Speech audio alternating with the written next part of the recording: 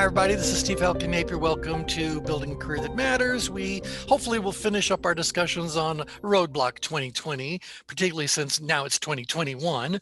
But we want to finish up our discussion about what kind of online presence we are going to have and how we might want to go about building our business virtually and conducting that business virtually. And so before we began the recording, the question came up about how long it takes to do certain things. And so what I was saying is that people have a tendency to grossly underestimate the amount of time that any of these things take. And the reason why I think it's so important for people to understand that, accept that, is so that they become very selective from the very beginning about what it is they're going to do. You can't dabble in this because again, the learning curve is long. It's going to be very, what do I say? On the one hand, it's a very interesting intellectual puzzle that you have to sort your way through for a lot of it. And but the bottom line is that once the learning curve is over, you realize all you've just done is created an endless pile of busy work that will ultimately, because none of it's difficult. Once you figure it out, it's all very straightforward kinds of stuff, but there's a lot of it. There's a pile of stuff that has to be done every time you choose to do anything. So don't go in going like, I'm going to do Facebook and Instagram and LinkedIn and have a YouTube channel, and I'm going to do programs up on this platform and that platform, and I'm going to have a membership organization and. Well, even if you had a whole team of people, you'd have to be far more selective and far more calculating than realistically you could begin to handle all that. Have any of you dabbled enough in social media or in any kind of online engagement to verify what I'm saying for everyone? You guys can unmute and share your Yeah, experiences. I've been doing some remote training with clients, and putting the slide deck together isn't all that awful. They then took it and branded it for themselves, Hmm, hmm. and that took a bit of time. Yeah. But with Teams and with Zoom, it's difficult to look around the screen and try and catch people's reactions Yeah. and keep them engaged. But I found that it's doable. Yeah, yeah. And I think, the more we do it, the easier it becomes. But probably most of you will resonate with this when I say that even when it comes to something as Zoom, as now common as Zoom, we are still constantly trying to figure out how do particular features work? How do I do this versus that? So I'll give you one quick example. I have a series of videos I want to produce called Tea Time. And all Tea Time is a very casual interview where I'm the interviewer and I'm interviewing one of you guys. And all I want you to do is have an opportunity to talk about your business and the work you do and wherever you want to take it, wherever it goes. I just want it to be a nice little interview, maybe 15, 20 minutes of an interview. And on YouTube, no, sorry, on Zoom, all I want to do is have both of us on screen at the same time, side by side. And I want to be on the left and have the person I'm interviewing be on the right. So far, I have completely unable to figure out how to do that. And I have talked to the good folks at Zoom on numerous occasions about how do you control the order in which all of these different videos are displayed. And that's either not a capability that it has right now, or it's just evading me, eluding me. So anyway, so it's just like there's always these little, what else do I need to learn? When am I really going to master something? And then of course they're constantly evolving their software, so there's always new stuff coming along, new way of doing things, etc. But over time, I do think what David said is absolutely right. Sooner or later, you find out that all you really need to offer a program to a client is rather basic. But what if you're trying to produce videos or trying to produce products that you want to be able to sell or whatever? Now, like the production standards just went up, and so went up the learning curve as well. So, yep. Okay. Any other shares you want to have about your experience with dealing with social media, Joseph? Maybe Joseph can put something in. Yes, please. So we started to producing a podcast. It's called Sales Bazen, Sales Bosses, Hmm. and it's only audio, and it's so simple. We can just talk, but even that is costing us like 1 hour of recording. We use 1 day to edit it, and I do it Yep. myself, Yep. and we're pretty good at it. But Hmm. it's all these little details, like you explained, about producing a video of 1 minute. It's Right. all these details that you get Yeah. lost Yeah. in. Yeah, And it's all, it's all well worth learning, and it is actually kind of fun. And as Joseph just said, once you kind of know what you're doing, you can really pick up the speed pretty fast. So yeah. you know what you're looking for. But you still, and I think this is the important message I want to get across, you want to be very selective. So you want to go into this with your eyes wide open, and begin uh, with a very clear picture of what it is you're trying to ultimately create, and then choose the fewest pieces of technology, software, whatever, platforms that you believe will be necessary for you to reach that particular outcome. So may And I ask a question towards that? please do, please do. How did you arrive at your decision in terms of you going to do YouTube as opposed to another platform? Because I Yeah, think about like the power of video and how it sells, but just like when you and Linda were having fun with the New Year's thing, if someone puts a camera in my face, I freeze. So it's kind of like I yeah, forget who I am, right. and I don't like talking on it, but I can see like the benefit of it. Yeah. Well, that we can help you get over pretty fast, because the easiest way you become comfortable being on camera is to put yourself on camera over and over and over and over and over. Whether you ever use the footage or not doesn't matter. Getting comfortable just looking at the camera, because a lot of prop times when you're editing a video, what you recognize as you're watching your footage is that you looked away for a moment, and in that moment you lost engagement with your audience. And so there's just these little things you become aware of, and then you start to pay closer attention to the fact that if the camera is running, the camera is the person you're talking to. The camera is your client. And if you were face to face with them, you wouldn't let your eyes be wandering all over the place. You'd engage. Um, Yeah. and so some people, in fact, I saw a template of this. You can actually go and print out this picture that you kind of put around your camera or put it on the back of the camera, but it's a whole bunch of faces of a whole bunch of people. And so you kind of get comfortable going like, oh, that's my audience. That's what I'm really looking at. And then you may also want to be, let's say that you're trying to deliver a lot of good quality core content, and you don't want to just ad lib the whole thing.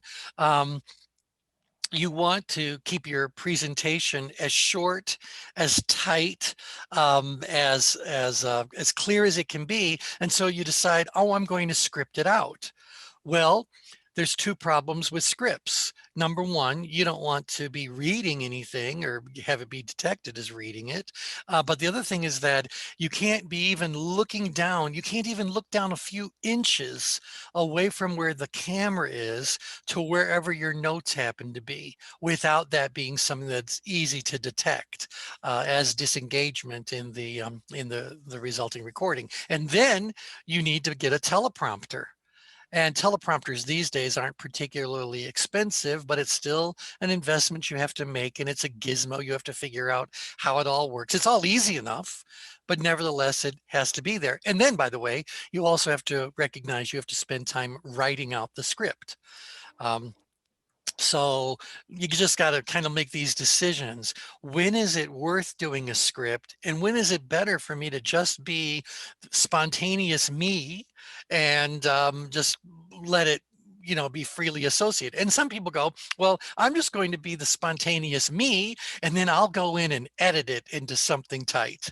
Well, now they're looking at hours of editing to go in there and pull out the perfect little gem and scoot things around. And then how do you heal the edit so it doesn't feel like you've just jumped to something else, but there's been a bit of a transition. So there's a lot to it.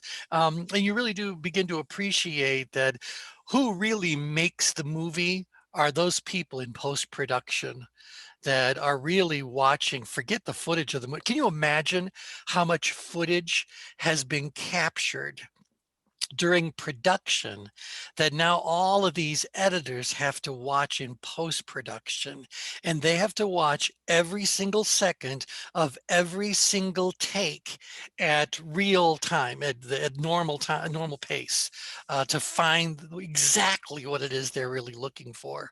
So you really do develop quite an appreciation for why it is that if you actually sit at a movie and watch the credits at the end, why the vast majority of people that go scrolling on forever and ever are in the post-production side of things.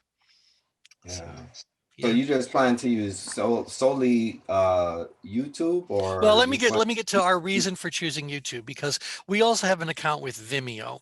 And I'm sure there are other video distribution platforms. So first of all, recognize that YouTube is a distribution system more than it is anything else. Yes, it has some tools for creating videos. Yes, it has some tools for marketing and for analytics and things like that. But first and foremost, it is a platform that allows you to broadcast, to distribute whatever video you happen to have. Similarly, Vimeo is the same sort of a thing. So we have both Vimeo and YouTube. Why would we have chosen YouTube over Vimeo? I'll throw that question to you guys. Why do you think that YouTube might be the best place for you to be positioning yourself if you want to do anything on the video side of things? Is it because they're owned by Google? You get No, like I mean, free maybe traffic? that's probably not going to hurt, but traffic is right. But tell me what the difference is between YouTube and any of YouTube's worthy competitors, if such things exist. I know the Vimeo camera is, I have several and they're not made anymore. It's almost becoming extinct, isn't it? Well, Vimeo as the platform is Okay. separate from Vimeo as the equipment. You're right; they tried to sell Okay. some equipment early on, but that obviously wasn't their thing. Look, the reason why we choose YouTube is for one and only one reason: their established audience is massive, Yeah. and It's where so people go. it is where people go. It is a normal part of the average person's day to watch one or more YouTube videos. Even if you're just looking through other websites, you see where a video is placed. You click on that video to watch it. That video is on YouTube. That's where it's actually being housed, being hosted. And so if what you're trying to build will lend itself to viral expansion, you want to put it where the largest, most established audience already exists. Why would anyone want to build an audience from scratch if the audience already exists? Yeah. I'm You know? sold. Yeah, and so this is why it's YouTube. Now, the problem is that a lot of people, rightly for a while, believe that YouTube is just for people to put up silly cat videos and things like that. And certainly there are, I don't know, millions of silly little videos that are up on YouTube.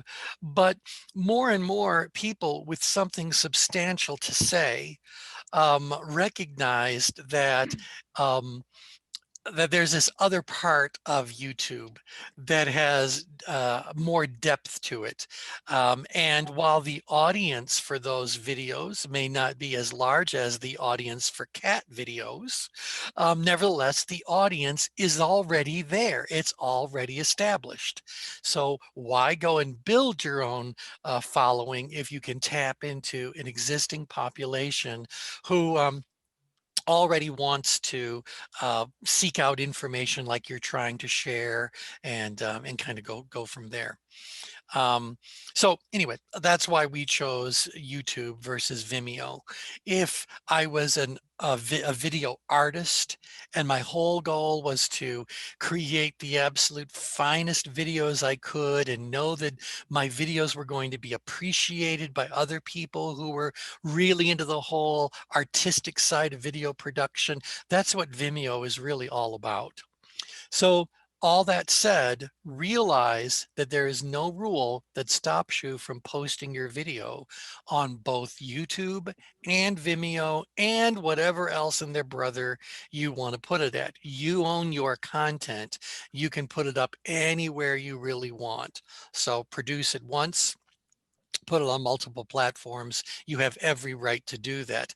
Just know that you're creating a maintenance issue for yourself, because all those steps have to be taken. And if you're going to get any benefit out of trying to develop a following anywhere, you're going to have to put some energy into cultivating that and supporting that. So just be very, very careful in who you're going to be choosing. Now, keep in mind, you can also put videos up on LinkedIn. And I don't care where you house them. I think even LinkedIn now has its own video hosting opportunities for you. But just recognize that LinkedIn's audience is certainly different. It is more defined than YouTube's audience happens to be. But LinkedIn, as big and as established as LinkedIn is tiny compared to what YouTube touches. So you just have to give some thought to that. Where do you want to develop your presence? Do you want to develop it inside of LinkedIn? I'm actually 3 slides ahead. Let me just go ahead and advance there. So you just kind of know we're up to this whole idea about marketing. Oh, I love being organic. Pay attention where people find their attention. So, whether it's YouTube, whether it's LinkedIn or some other social media that you might think works for you, by all means, go right ahead and pursue that. But don't think for 1 minute that you can do YouTube and LinkedIn and do any of them particularly well. So choose wisely, fall in love, and focus on developing your presence wherever you have chosen. Now, I believe, looking down the list of who's on the call, all of you have at least a profile up on LinkedIn, right? Anybody on here not got a LinkedIn? I don't care if you've never visited it since you created it. How many of you have it? It's like at some point, somehow they convinced everybody in business that we needed a LinkedIn profile. But are you really going and keeping that updated? Are you participating in discussion groups? Are you really developing a LinkedIn presence, or do you just happen to have a profile up on LinkedIn? Step in the confessional. Who's really working LinkedIn and who just happens to be there? I just happen to have it. Yeah. Yeah. Yeah. I was actually just on LinkedIn for a second. I'll fess up. But I find LinkedIn to be like, you're starting school, and it's a massive school. Yeah. And you get dropped off and you start wandering through the crowd and you spot somebody, but the bell rings, and I don't find LinkedIn to be particularly useful or helpful or productive. Right. Do you know why Plus, LinkedIn they've was? changed too. They've Tried to evolve. Yeah. Yeah, Do you- Microsoft bought them, and I think Microsoft just messes up everything they touch, unfortunately. I'm not a fan Yeah. of them. Do you guys remember what LinkedIn was supposed to be when it first got created? It was to help job seekers, Network. networking. Oh, yeah. It was Yeah. really Yeah. about finding jobs, and then maybe we can find clients. And then there was all this pushback about no, when you're participating in our groups, don't be all about self-promotion. We want to create a community here where people don't feel that they're constantly being sold. And so you had all that pushback going on. And so I do think that LinkedIn continues to have a little bit of its own identity crisis. So who I is think it? it evolved. I use LinkedIn every day. Yeah, no, so you keep yours updated and No, I do marketing. I do direct messaging. I use it as actually I use LinkedIn right now as we used to do email. Do you? Mass marketing, yeah. And okay, and so Yeah. are you like starting discussion groups, participating in groups? No. How do okay. I just connect to my prospect and I send them a message, and then from there we do business. Okay, so how do you quite easy. Yeah, how do you find the prospect? Oh, just I use the paid navigator. Oh, okay, fine. market. So I know there's a whole host of paid services that Yeah. you can Yeah. tap into there. Um, Yeah. That's interesting. So how much time, if you said I really want to take full advantage of LinkedIn, let it be my primary presence on the internet, how much time per day do you think you could invest in that to Well, expand? easily 2 hours.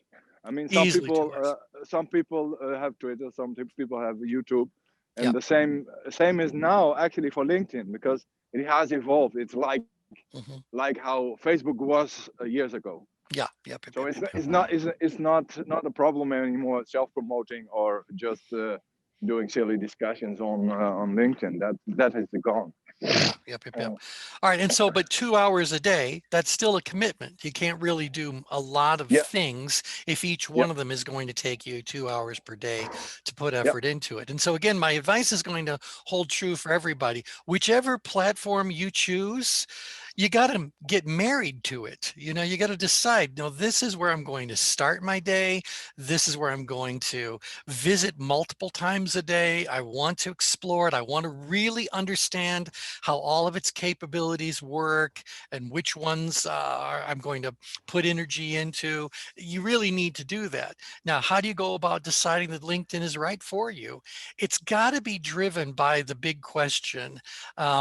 And this goes back to, do you want to create your audience from scratch, or do you want to find a place where your audience naturally congregates and then well, infiltrate is a tough word, but that's basically, you want to become part of it. You want to find your way in to that organization. So we used to talk about the three actions of selling are to penetrate, infiltrate, and saturate. And so this is something I want you to be thinking about. If you're already in, penetration has been achieved. Now you have to infiltrate. So what's infiltration all about? Some of you are certified in MasterStream. You should know the answer to that question. So penetrate, we're in. Now we want to infiltrate. What's that all about? Exploring different groups that relate to what you're about. Yeah. Joining different conversations, Right. hosting, all that active Yeah, stuff. yeah. It's kind of like we describe infiltration as being an act of map making. So finding out what is the lay of the land, what are all these capabilities, what do those capabilities lead to, what do they open to, etc. So you understand the complete lay of the land. If you were going after a specific client, we would say that that infiltration step is about recognizing that there are always multiple decision makers, multiple influencers, etc. You want to know the full lay of the land. Who are all these people? How are they all connected? Where is the real power? That's what we try to accomplish through the act of infiltration. So we're in there now, mostly functioning as a spy or as someone who's doing reconnaissance kind of work, just trying to really understand the map of things. And then once we have the map, we saturate. And that is when we go in and we selectively pursue and harvest anything and everything that makes sense for our objective to do. And so if LinkedIn is going to continue to evolve, sooner or later, it's going to get big to the point that it has more options, more opportunities, more whatever than anybody even wants to pursue or handle or integrate into their overall strategy. So now you got to, again, be selective even inside of a particular platform, what you're going to do. Okay. One other thing I'll bring to your attention about a lot of these social media platforms is that based on the amount of contributions you make in terms of content and activity, you are earning certain advanced rankings, certain advanced positions in that organization. And so have you earned the designation of value creator or content creator or whatever it is? And I don't remember what it is for LinkedIn, but I remember there's this whole category of top participants in LinkedIn who, because of the amount of time they've been involved, the amount of activity they do, the value of that activity, the number of upvotes or whatever, if we want to go into something more of a Reddit sort of a model, you end up becoming known inside of that platform as a serious participant. And that obviously gets you more exposure that could bring you more of the kinds of people you want to talk to or surround yourself with, etc.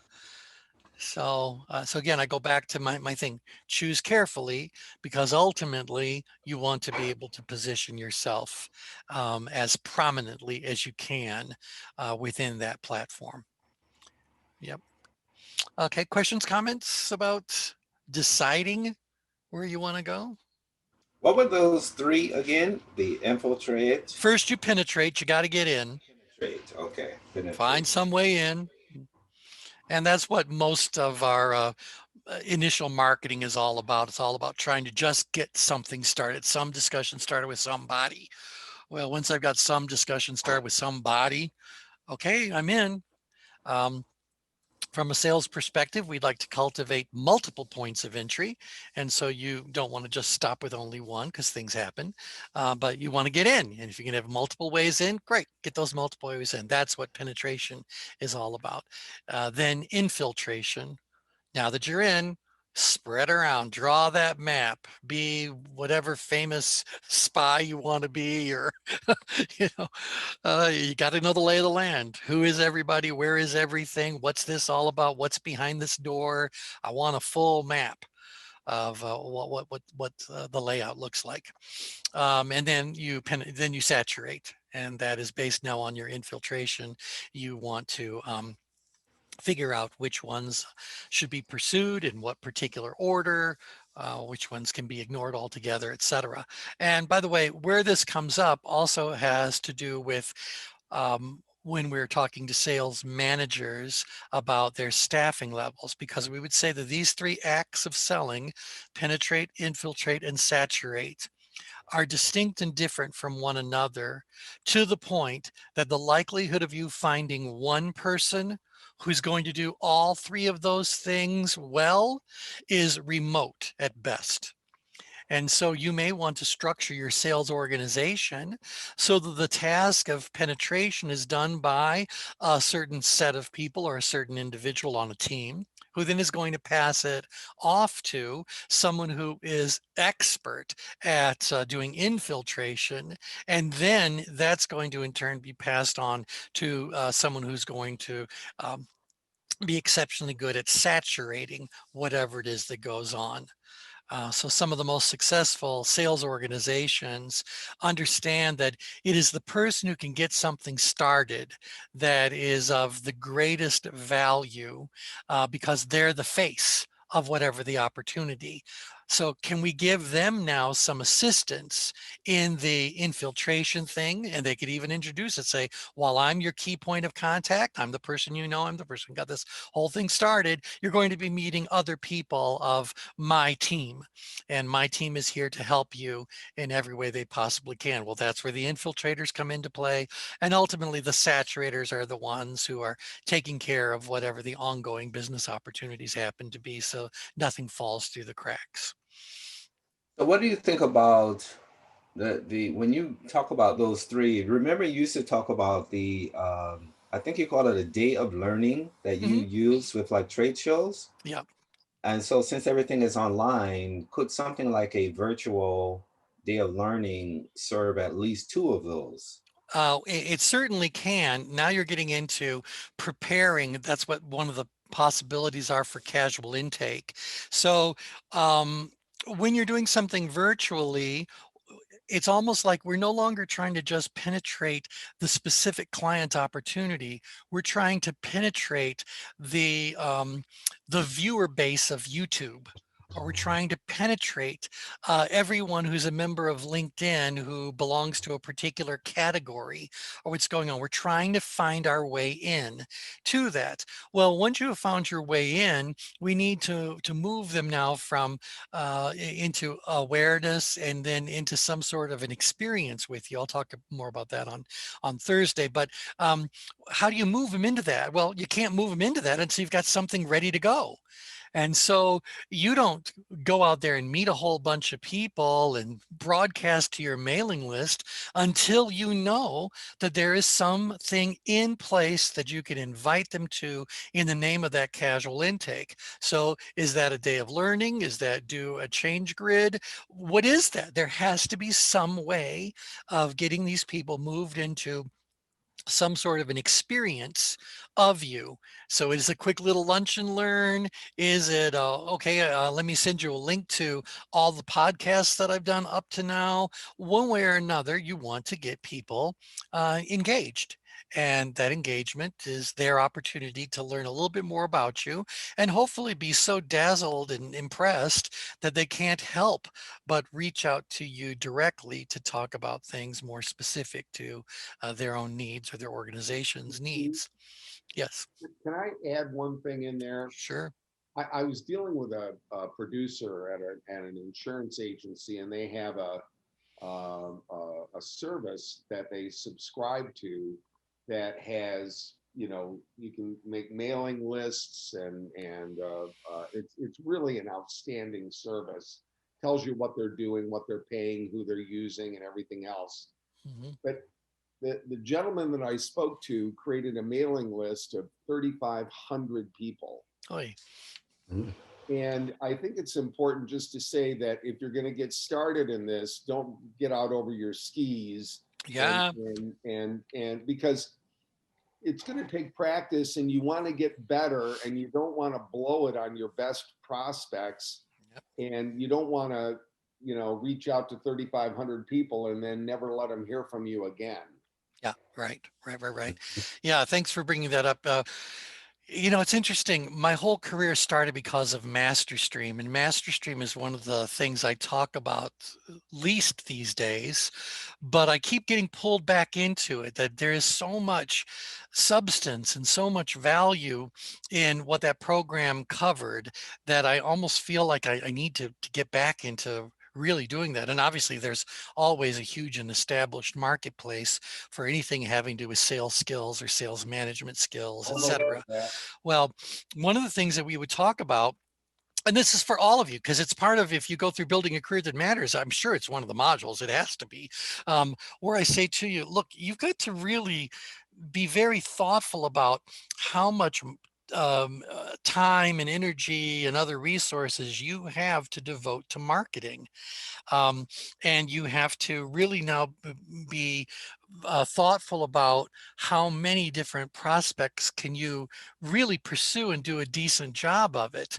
And there's always going to be some form of money involved, whether it's actual cash or it's just time, which is money. You have to figure out, well, what's the right formula? So I'm going to say this to you guys, and I'll get to the answer we came up with for ourselves. But okay, we're talking about the internet.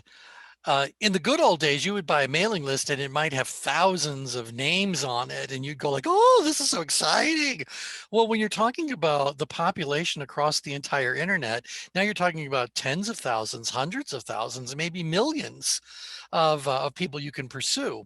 Well, who are you? How are you going to attack such a pile of possibility? And so we would say to people, all right, well, let's say that you have $1,000 a month that you are willing to spend on outreach for your marketing purposes. Do you want, how much do you want to spend on each one of those? So for example, if you have $1,000 total and you said, I'm willing to spend 1 penny on each one of my prospects each month. Well, you could have 100,000 prospects to go after.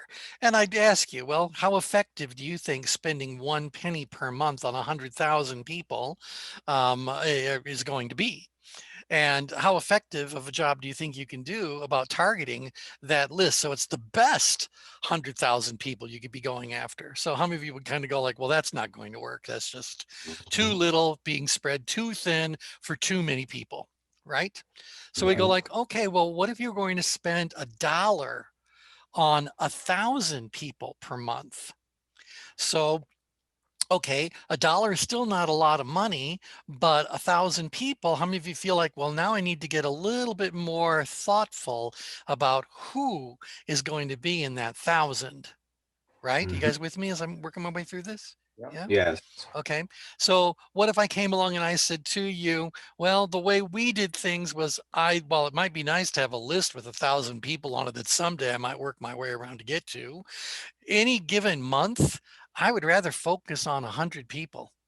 And those 100 people, I could then spend $10 of, resource on cultivating some sort of a relationship with them. And we called that the Master Stream 100. Um, Mm. and we created a unit of measure called a Roger Rogus. So Roger Rogus, there's a bit of a story behind it, but I'll make it really quick. In fact, David can, I think, also relate to this because it was happening back in the days when I was just getting to know David. But I was very much focused on MasterStream sales training program. And one day, well, I did a public program and a whole bunch of everybody and their brother happened to be at it. Well, one day I get a phone call from this guy who I'll allow to remain nameless at the moment, but his first name is Chris.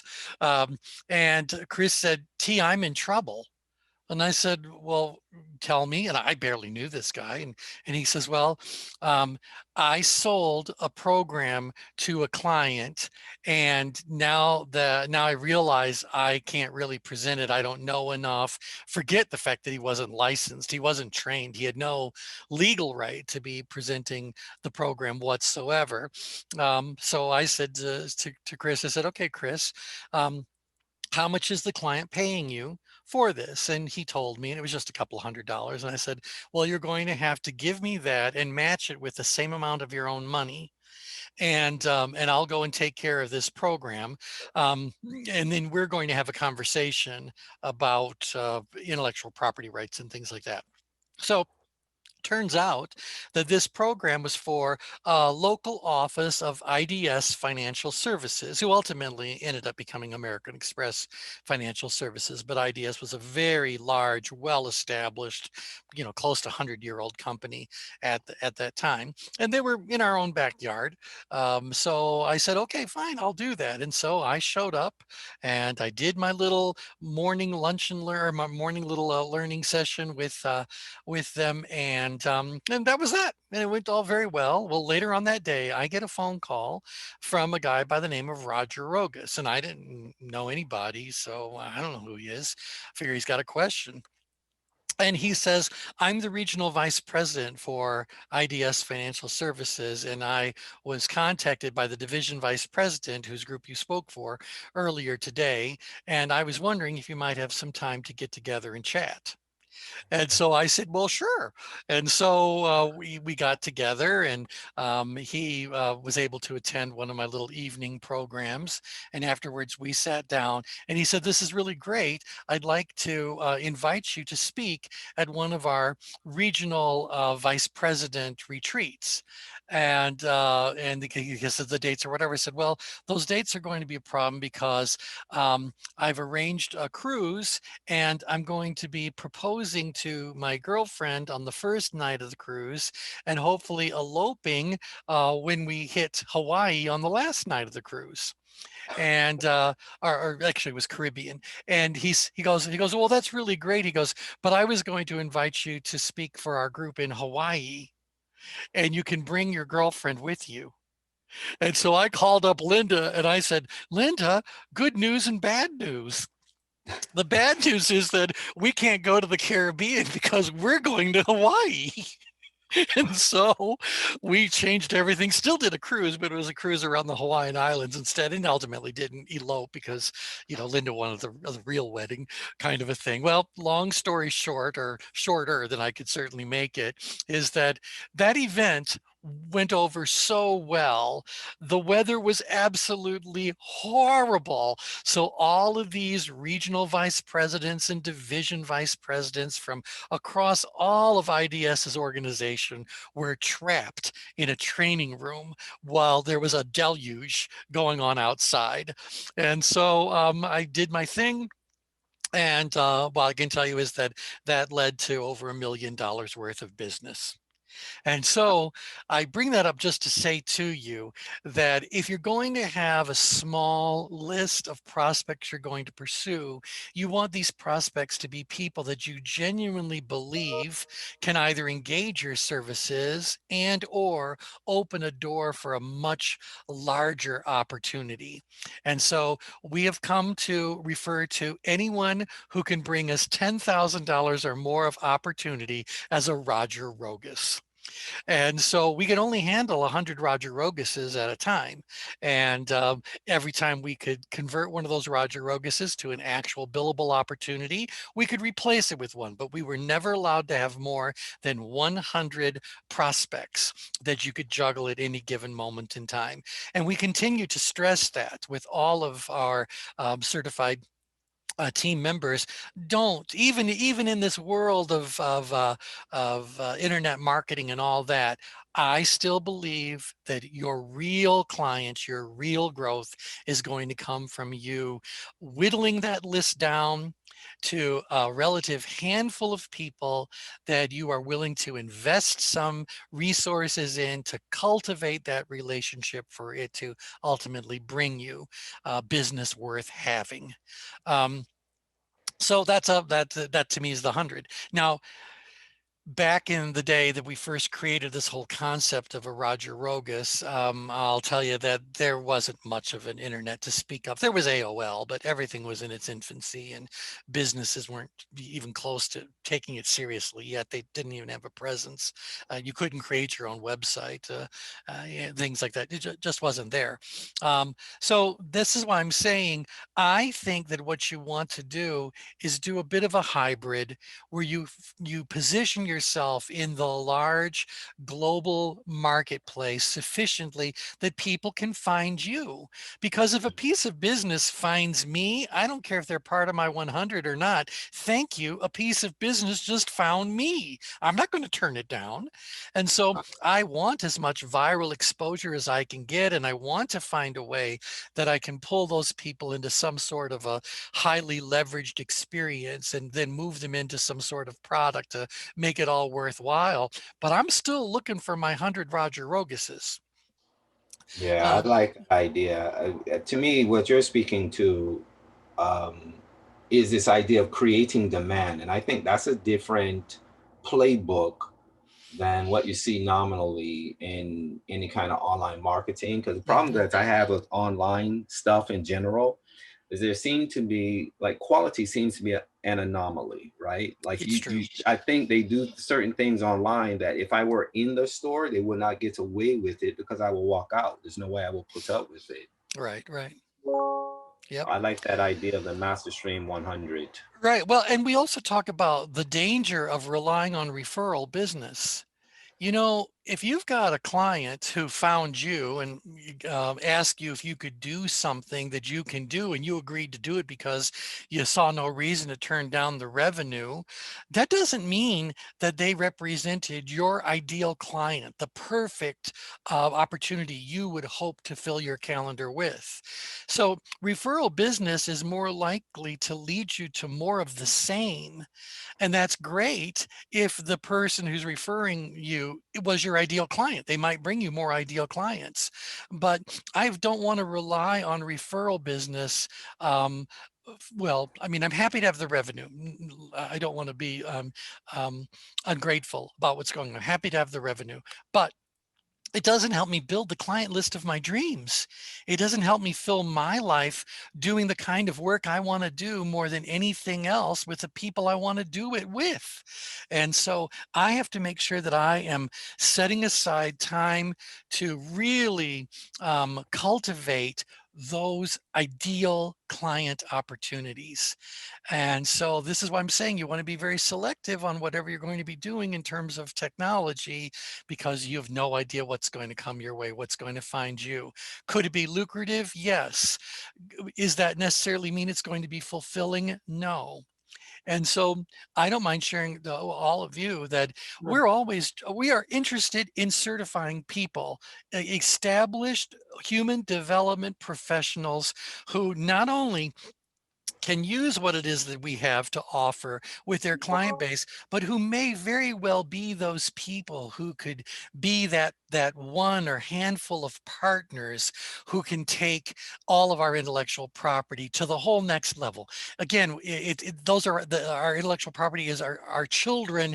It's time for them to leave the house. So who's going to do that? You know what I mean? That's what we're looking for. Well, if I said to you, how many potential human development professionals already exist out there in the world? Well, you Mm. add up ASTD and you add up the speakers groups and the coaching groups and all that, to say that there's tens of thousands, add in all the consultants in private practice, am I not looking at hundreds of thousands of potential for our opportunity? Of course I am. Yes. I am. I only want 100 people. 100 people on my activity list, or on my prospecting list. How many do I really want to have licensed? Well, there's room for plenty, and so I'm okay with all that. But then, the market changed, life changed, and I always wanted to do something for the consumers. And that's why I thought, well, I want to have a membership organization that focuses on the professional side of end of things, but also has something for the consumer end of things as well. So I've been babbling for quite a while, but you guys kind of hopefully got something useful out of what I've just been rattling off. Yes. So I'm going to say to all of you guys that are still wanting to deliver training programs, want to be doing serious consulting projects, want to be doing whatever, you need to make sure that you are positioning this more what do we say, global, viral, technology based way of doing things, is just for something that's going to get you some exposure. Mhm. Ultimately, you need to have that list of 100, and that's who you really want to be doing any real outreach work with. This reminds me, I read a book called Co-Epetition, and it's they combine the words competition and cooperation together.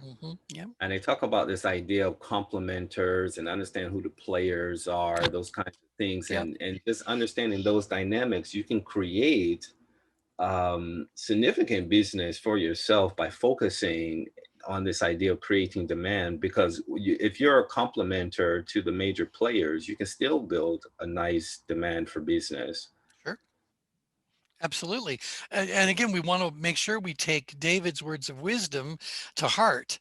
Um, if we're not careful, we could create wild demand for something and be unable to deliver on that demand at a level of quality that will sustain us in the long haul. So we don't Mhm. want to just be that flash in the pan who, I mean, you guys all remember back when throwing a fish around a room was considered a leadership training program? Remember our team building, whatever it was? What happened Yeah. to throwing a fish around a room? You were 6 feet apart. There's no reason why we can't, throw a fish around. Well, it's because it was one of those trendy, gimmicky kinds of things. And it had a certain heyday, and whoever initiated it, I'm sure made a nice chunk of change for their efforts, but it's not sustainable. So what you're going to do now? Got to have, what's the new gimmick going to be? I never wanted to be gimmick driven. I wanted to be substance driven. Right. And so, yeah, so it's a See, one different of the sort of a things that thing. I've done is I've been focusing on the Harold Hiring Method podcast series. And, it's something that I really have a passion for, teaching Yep. people how to interview, how to hire, how to bring new team members on board, how to Hmm. onboard them, Yep. and all of that. And, there are 140,000 sales trainers in the country. And instead of bumping up against them because we have so much in common, I've just positioned myself with some of them as a resource for helping their clients learn how to hire. Exactly. There you go. That's it. Exactly. Yep. Yep. Yep. Now, of course, David offers a superior sales training program, but he can't. Yeah. What do you mean? I mean, because that's the thing. It's like, look, if someone is a sales trainer and they're going to bring me in just to do ChangeWorks needs assessments, I'm not going to try to sell MasterStream to that client. And if that client found out about MasterStream and approached me on it, I would really have to say to that sales trainer, do you want to pursue this? This is yours. Do you want to be certified in doing it? Do you want to, I'm not there to take anyone's business. But if they need a needs assessment tool, I'm telling you, the Change Grid is a fantastic needs assessment tool. So why can't we do that? So David's got a great program on the whole recruiting and hiring and onboarding side of things that would then lead to greater opportunity for his sales trainer colleague to deliver whatever their sales training happens to be. You put that together, that's a winning combination. The special focus is hiring salespeople because, mishiring creates so much problems for an organization. I mean, it's innumerable. You could go on forever. Yep. But when you mishire a salesperson, you have really done yourself a disservice. Yes, you have. The damage they could do in a short period of time. Yep, the opportunity cost. Absolutely. Absolutely. And this whole idea about the first impressions, this is why, back in the day when we wrote paper checks, there were only a couple of check printing companies in the country. So if you were a financial institution, you were either getting your checks from either Harland or who was the other one? Harland and I'll remember. It's super famous name. But there were two companies. Well, Harlan's gimmick, if you will, about doing it was Harlan didn't try to sell the bank checks. Harlan said, we want to give your people as much training as we possibly can for free, and thought they would get the check printing business as a result of that, and that served Harlan extremely well for a very long period of time. What's the name of the other check company? It's driving me nuts now. It's got the word check in it. My nephew works for them. And Yeah. Something checks or checks. Yep. Yeah, Out it's of not Minneapolis. paychecks. Right. They've been around forever, and then I some. spoke for them. Yep. Yeah. And so, but here's the thing. So Harlan was all out there. Harlan, when they would hire a sales representative, the hoop jumping the candidates had to go through was remarkable for the time period. But then they had to go through a year and a half of training before they were allowed to have they make their first solo sales call. And when you think about that you're not even trying to sell the checks. You're trying to get people to take advantage of a free kind of training.